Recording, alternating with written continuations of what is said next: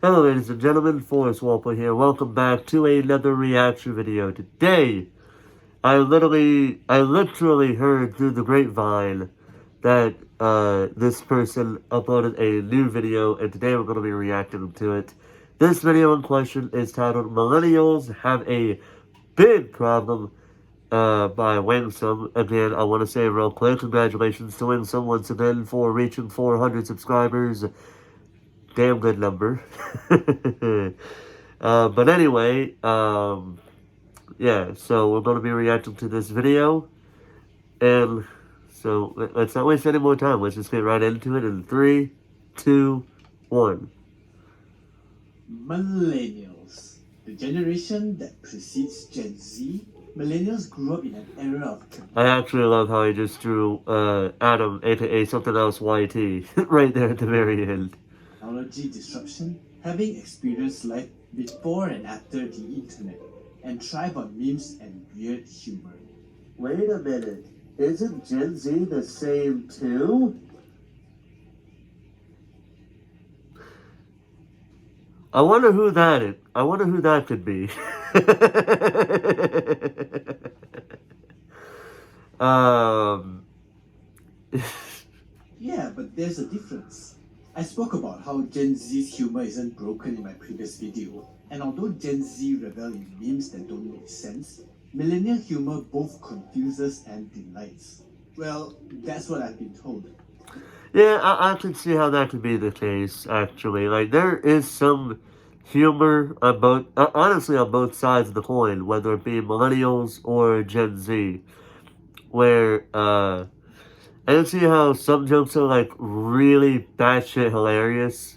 Like, they could be, like, really hilarious to, funny to, a little bit funny to, to, I don't get it.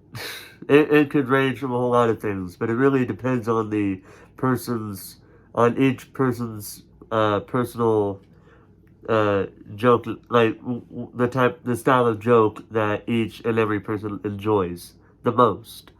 That's basically the whole gist of it. Those shitposting you see online, wait, am I allowed to say that? Which is both. Honestly, don't let YouTube control you. Let your inner adult out. Let your inner adult out, man. And absurd often reflects the atmosphere in which millennials grew up in. Dude, that's so deep. I almost met a down rolling in it.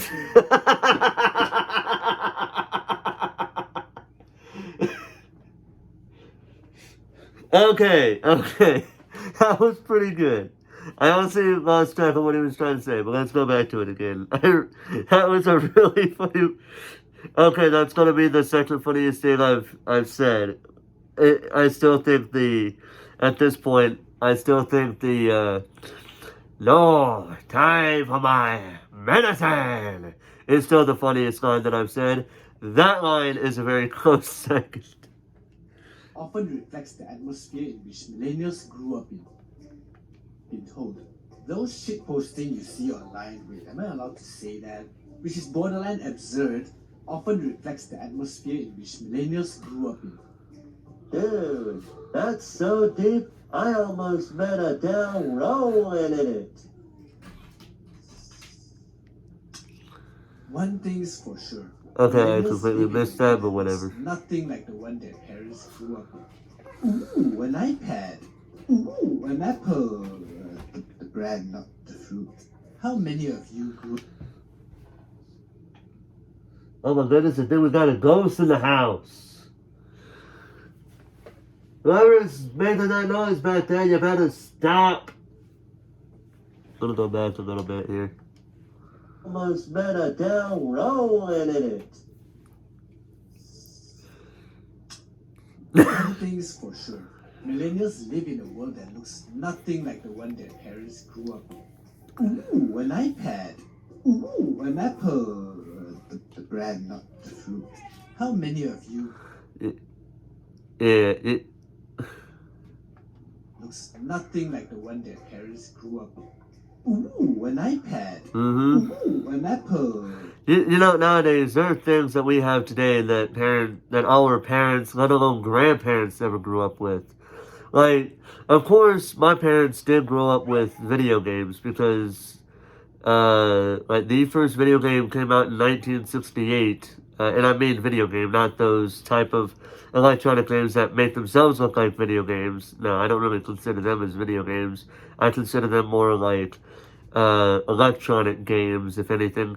But video games, the very first one, Space War, was released in 1968, but it didn't gain popularity until 1972 when a particular video game that was released by a particular company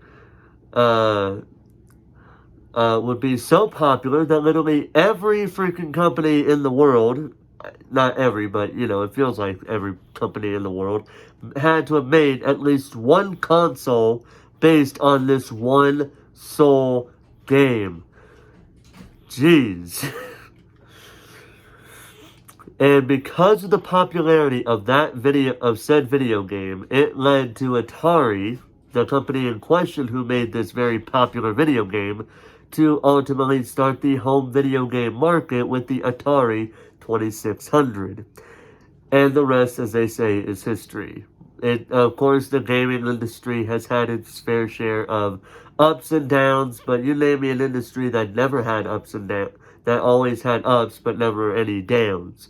I'd like to see anybody try to tell me what industry in this world has always had its fair share of all ups and no downs. You won't be able to do that. Just saying. The bread, not the fruit. But I was gonna say, yeah.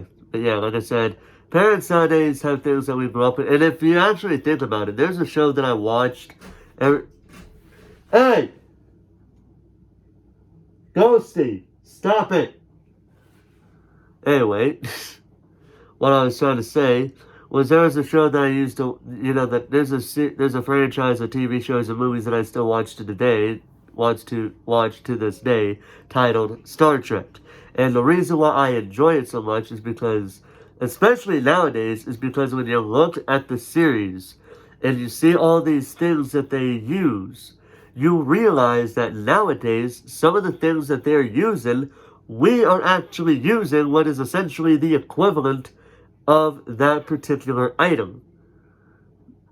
Yeah, so that's why I like Star Trek so much, because it's, in my opinion, probably one of, if not the most realistic science fiction shows of all time. Of course, we're probably not going to be encountering any of the alien species that you see on the show, but some of the technology that they have on the show, as far as the Earth planet on the show is concerned, we have a good amount of the stuff that they have on their show. If you look at them closely enough, you would see that. How many of you grew up with Super Mario and Duck Hunt? Come on, show of hands. Oh wait, never mind, I can see them. Hold up, I gotta repeat that real quick, hold on. An apple, the bread, not the fruit. How many of you grew up with Super Mario and Duck Hunt? Come on, show of hands. Oh wait, never mind, I can see them. I'll be honest with you. When I first saw the script for this video, when I first got to that line where he said, where he was like, okay, how many of you grew up with Super Mario and Duck Hunt? Quick show of hands. Wait a minute, I can't see any. Never mind, I can't see them. You can if we react to them. So, I did grow up on Mario, a little bit on Duck Hunt, because when I was a kid, I did play, and there was an NES console in my grandmother's basement that had Super Mario and the Super Mario and Duck Hunt combo pack, like the 2-game combo pack. Yeah, I remember that. And it was kind of fun. I mainly played Mario, of course, and Mario's been a part of my childhood ever since, especially with Super Mario 64. Definitely Mario 64, just like so many kids who were born in the 90s. If it wasn't Mario 64, it had to have been probably Super Mario World, if that. Or Mario Brothers 3 or Super Mario All Stars. One of those three games. If it was not Mario 64 for the 90s kids, maybe Super Mario Brothers, the OG Super Mario Brothers. Because by the time I was born, it was 10 years old. Well, it was probably gonna turn 10 years old, I should say.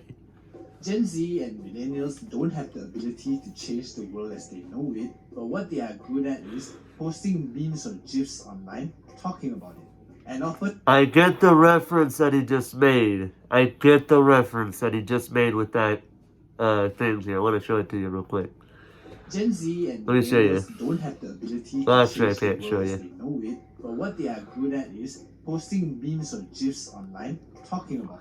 But anyway, that meme that he was doing is the meme of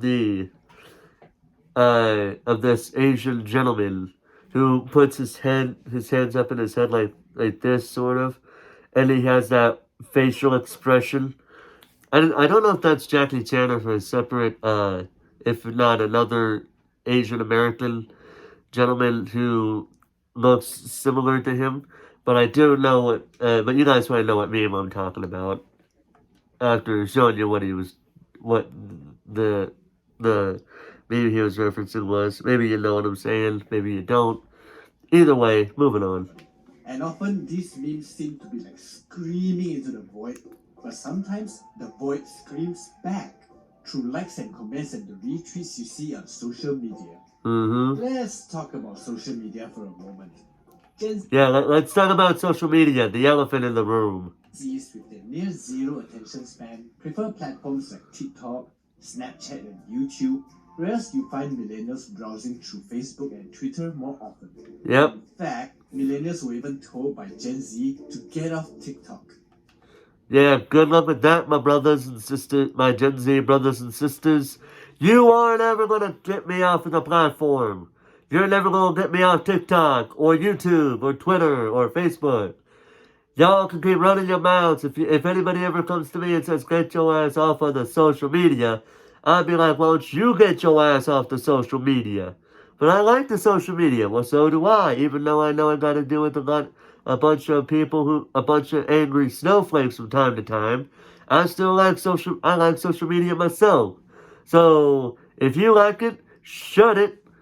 And if I want to like it, then you shut your mouth the same way. Okay? Okay. Good. We cool? We cool. Moving on? Yes, we are. Millennials enjoy the dank style memes and the weird Twitter humor, but I just need to make it clear that weird humor is subjective. To them, the world has stopped making sense at some point in their lives, and it's kind of hard making sense too nowadays. Yeah, it can be kind of hard. And it's also really hard when you make sense, but then somebody's like, that doesn't make any sense. And then it's like, okay. How does that not make any sense? Well, insert nonsensical things here. And then I'd be like, okay, now you're not making any sense. Do I need to elaborate? Because I will. I will elaborate if I have to. It's plain and simple. They seem to be a target of mockery because of their Y2K era habits, like doggos. Was it doggos? I'm guilty of saying doggos, but that's mainly because Azalea would use that term every so often. And ever since, and she even has a membership level that is Doggo. Not sponsored, by the way. So, yeah. Or Dodge, or doggies? Oh my god, Dorothy. Do you like my new doggo? Yeah, look at that cute little doggy. Would you look at that? By the way, what's a doggo? Dorothy, please. It's my word for dog. Well, does your doggo have a name? Like, duh. Of course it does. Call him Dirty. Can I just say for the record that I just love how Wengsome's like, duh. I love that. Dirty dog. It's like, oh, by the way, in case you're wondering, there's like a speech bubble type of thing over the person that looks like what's her name from Totally Spies. And yes, I only know that show because my sister used to watch it when we were kids.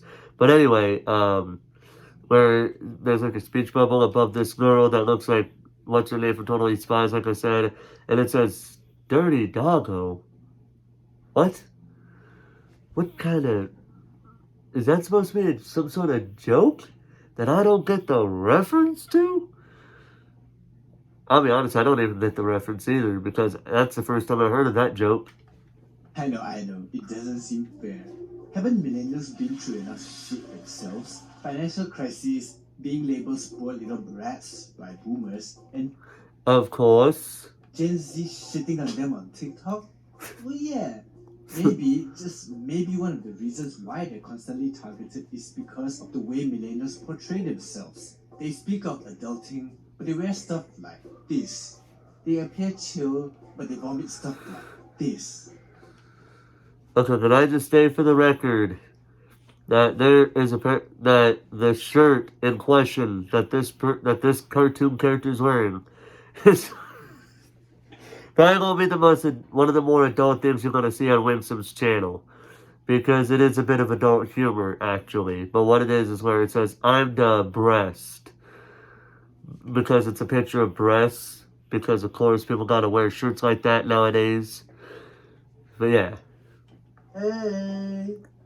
I love how I said that. Hey, see, I want to say right now, where that came from was, I was a big fan. Like I have been and still a bit of a fan of Chucky's Insult Emporium, and what that is, it's basically a show where Chucky, well, a person playing as Chucky, um, basically pokes fun of the crowd that is watching the show by way of insulting participants of the crowd.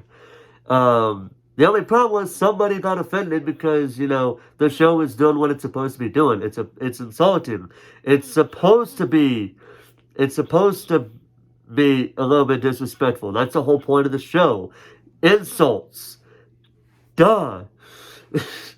But anyway, there was one video that I remember watching with Chucky's Insult Emporium where at the very beginning of near the beginning of the video, like within the first 5 minutes, Chucky, well, the person voicing this Chucky, is saying something, and then he's like, "Hey," like "Hey," something like that.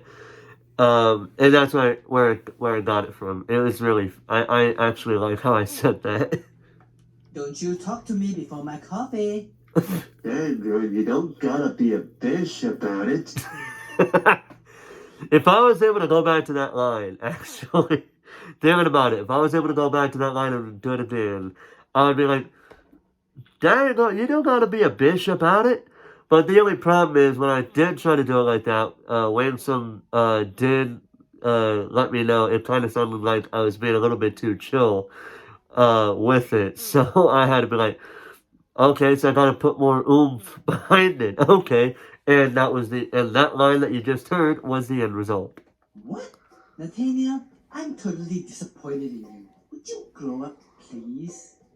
All while wearing a stupid ass tee. Dear millennials, don't worry, you're doing fine. Millennials are a generation obsessed with defining themselves by interests and identities.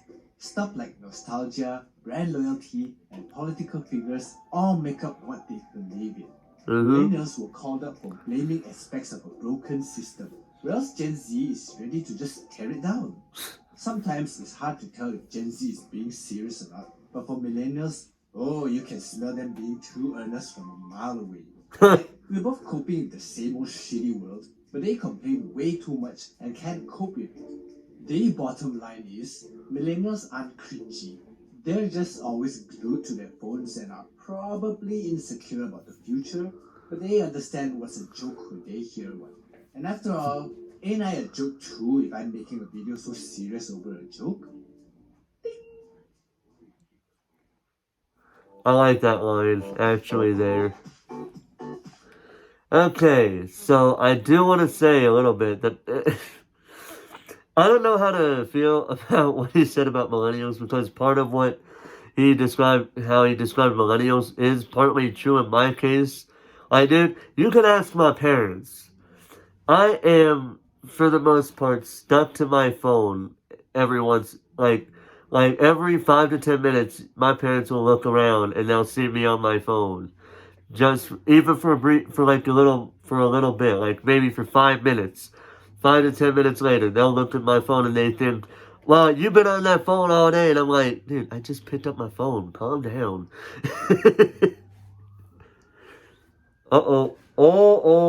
We got the Ghostbusters coming. Maybe they might take out the ghosts that are in my house, maybe. Because I can hear a siren in the background. Hopefully that's nothing too serious. But anyway, yeah, so that was Millennials Have a Big Problem by Wengsome. Yeah, like I said though, I literally heard through the grapevine because somebody posted it in a Discord in a promote others. Hey! Hey! Oh, well, I better end it real quick. So I apologize for the background noise. I'm gonna end the show right now, ladies and gentlemen. I hope you guys enjoyed. And until next time, this is Forrest Walpole having a talk a little bit over his own doggos. Signing off. See ya.